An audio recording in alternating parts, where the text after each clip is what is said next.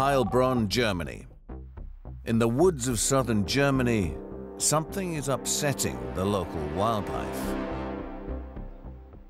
Minka, the 1.5-kilometer-long rail layer, is causing quite a stir. For 40 minutes, the mechanics have been struggling to repair an electrical fault that's immobilized Minka's gantry crane. We must look. As soon as they replace the burned-out circuit boards, team leader Hannes orders a test run. Ja, bitte Motor starten.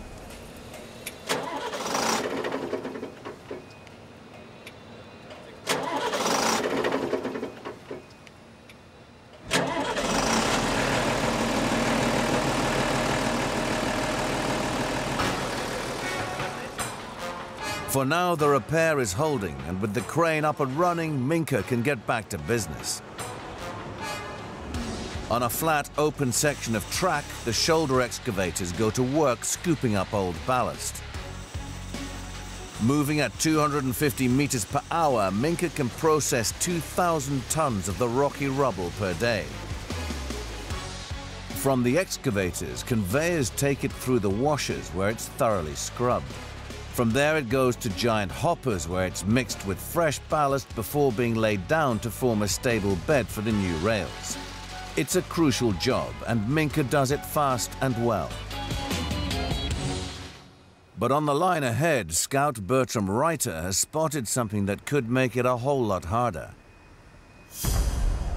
This section of track is just 3.5 meters wide. Minka's shoulder excavators make her 5 meters wide. The rail layer won't fit.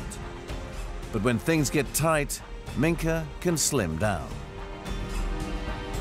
The massive machine can raise her shoulder excavators 2 meters to pass any obstacle. Even a stationed platform is no problem. But team leader Hannes still has to find a way to deal with the ballast on this narrow section of track. He makes an urgent call for backup. When Minka is running out of room, she calls in a specially modified excavator capable of running on wheels or rails.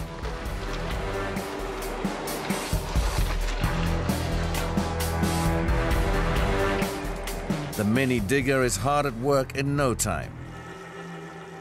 Operator Hans has to work fast to avoid holding up the rest of the rail laying operation. There's 1,400 tons of rail-laying machine already crawling through the choke point, and Hans has to clear the line. But he gets the job done, and Hannes can breathe a sigh of relief. Perfekt, heute geht's, ja. With the narrow section cleared, Minka can resume her steady progress.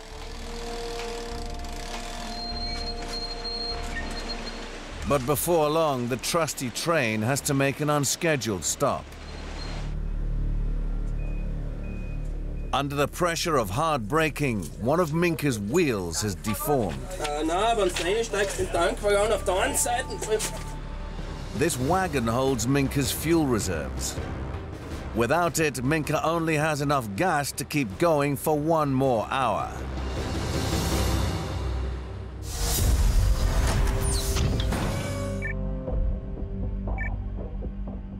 Dallas, Texas. The state-of-the-art Stryker firefighting truck is responding to a full-scale simulated plane crash. 68 seconds after impact, Stryker reaches ground zero. Lots of fire. I'm gonna go ahead and start discharging now.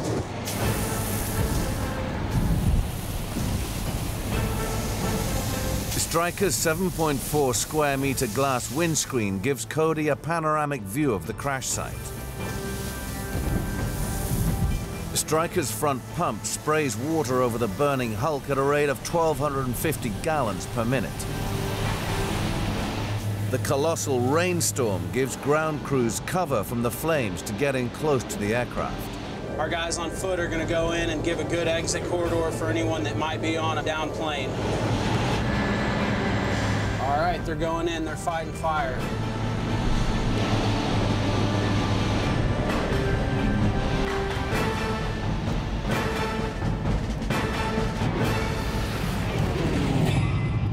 With Stryker's help, the crews have tamed the towering inferno inside 3 minutes.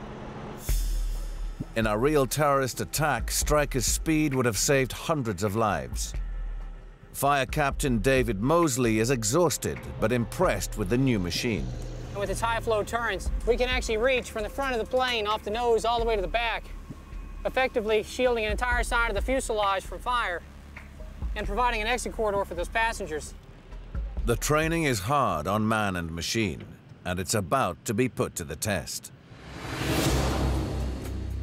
Midsummer weekend, one of the busiest travel times all year for Dallas Airport. Airport authorities are just about coping with the weekend rush when the West Control Tower receives a distress signal. A plane that just took off is in trouble. They put out the alert immediately. Runway 17 center has flight control problem. He has 171 souls. Flight 44. Alert 2. This is no training exercise. There's no further information on the incoming plane. A distress signal could mean anything. Engine trouble, fuel shortage, faulty landing gear, or even fire. The clock is ticking.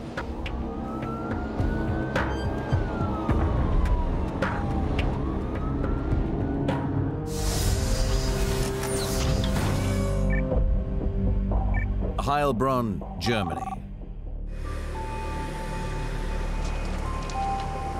Minka's crew is wrestling with a damaged wheel on the train's fuel wagon. Wir haben hier ein großes Problem an der Achse, die ist kaputt. Replacing a railway wagon bogie is heavy work. They don't have the tools to do it trackside, and the support depot is 6 kilometers away. Hannes knows until the fuel wagon is fixed and linked up with the rest of the train, Minka can only keep working till she runs out of gas. When the damaged fuel wagon finally arrives, Bertram has a crane ready and waiting to lift it. But the lifting strops struggle to cope with the fuel wagon's 17-ton weight. The wagon has to be totally re-rigged before the crane can attempt the lift again. Was ist denn schon schön gerade hoch so? This time the chains take the weight. Was ist? The bogie with the damaged wheel comes out and the maintenance team can start to fit a replacement. But the fuel wagon will arrive too late to keep Minka moving. She's run out of fuel. With work at a standstill, team leader Hannes heads down the line to join in the repair effort. By the time he arrives at the depot, the effort to fit the fuel wagon's replacement bogies is well underway. The repaired fuel wagon is lowered onto the rails, and the journey back to the end of the line can begin. Super, Hannes. Danke dir. Ja? Perfekt, okay. Okay. Zurück an die Maschine, na, geht's weiter.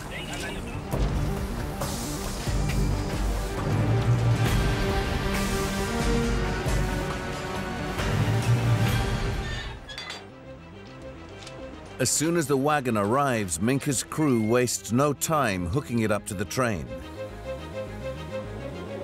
The heavyweight heroine is back from the dead, and it's business as usual.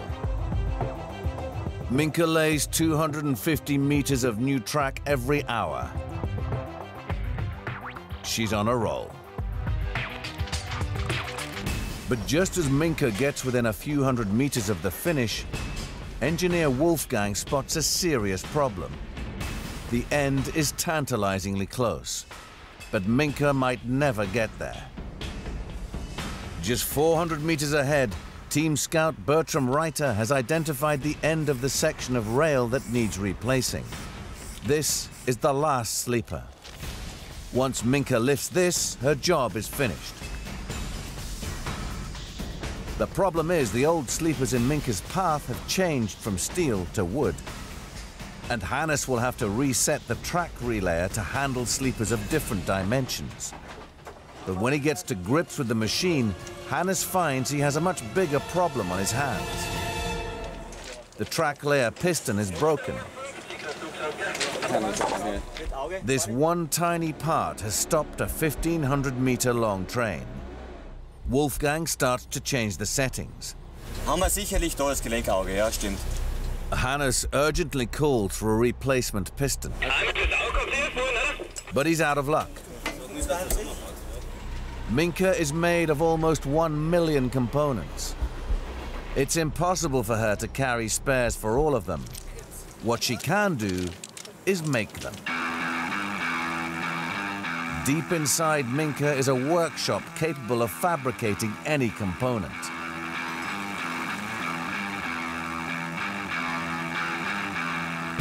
The machinist grinds a new shoulder joint for the damaged piston. Wolfgang races the piston to the relaying rig.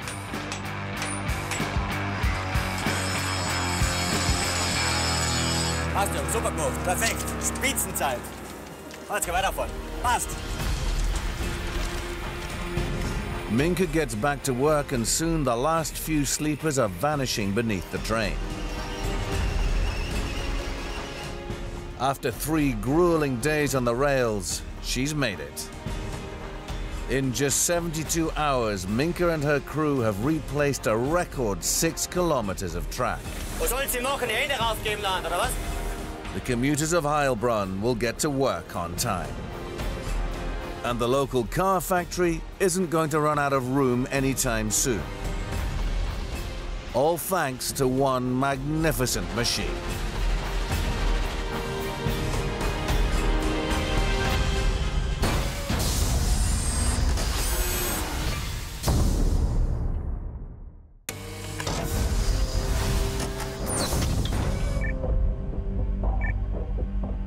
Dallas, Texas. In the West Control Tower, tensions are running high. A plane that just took off has reported a control problem. This is 22. Can you tell us, is there evac in progress? Cody guns the Striker's 950 horsepower engine to get to the plane's designated runway.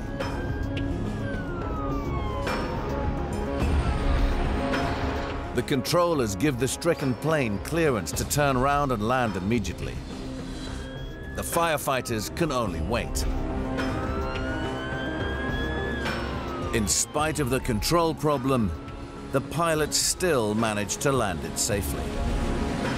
All right. The fleet of Strikers escorts the unlucky plane to the terminal. Control, we all feel like they're right. This time, the Striker crews got off easy.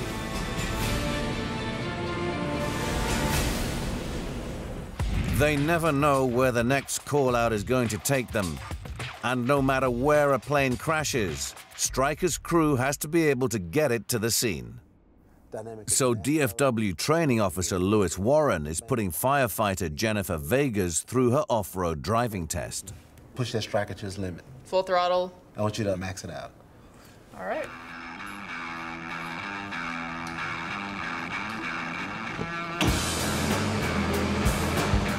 When she gets to DFW's off-road test track, Jennifer veers off the tarmac and ramps up the power. Pushing up through the gears, Striker's 4-stroke 6-cylinder engine gains speed. It's so much more fun than a car. Just feel the difference in the power of the all-wheel drive as you just go over these hills like it's nothing. Kind of feels like we're floating along the grass. The tough terrain is no match for Striker's intelligent, independent suspension system. And Jennifer aces her test.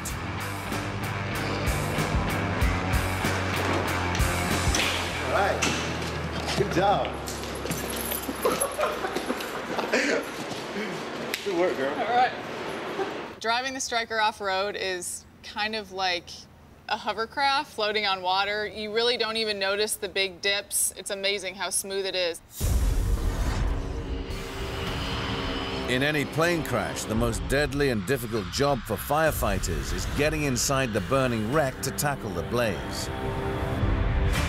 But with Stryker's next-generation firefighting tools at their disposal, that's a job the DFW crews should never have to do. The Stryker's secret weapon is the piercing snozzle.